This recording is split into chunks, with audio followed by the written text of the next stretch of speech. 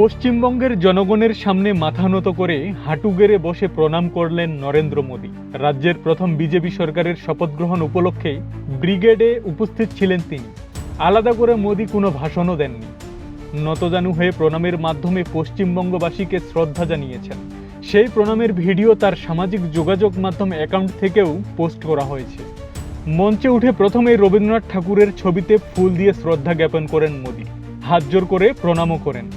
শনিবার 25 বৈশাখ রবীন্দ্র জয়ন্তী, সে কথা মাথায় রেখেই এই দিনটিকে বিজেপি সরকারের শপথ গ্রহণের জন্য বেছে নেওয়া হয়েছে বলে মত একাংশের। মঞ্চের মাঝে গিয়ে ভিড়ের দিকে মুখ করে প্রণাম করেন মোদী। ফেসবুকে এই ভিডিও পোস্ট করে তিনি লিখেছেন, আমি পশ্চিমবঙ্গের জনশক্তির কাছে মাথা নত করছি। 294 আসনের পশ্চিমবঙ্গ বিধানসভায় 260টি আসনে জয় পেয়ে ক্ষমতায় এসেছে বিজেপি। এ রাজ্যে এর আগে কখনো বিজেপি সরকার গঠন করতে পারেনি।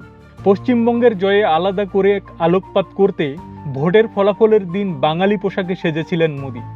ধুতি পাঞ্জাবি পরে দিল্লি থেকে ভাষণ দিয়েছিলেন। এবার কলকাতায় এসে জনগণকে প্রণামও করলেন। আব্দুস সালাম, প্রজন্ম 24।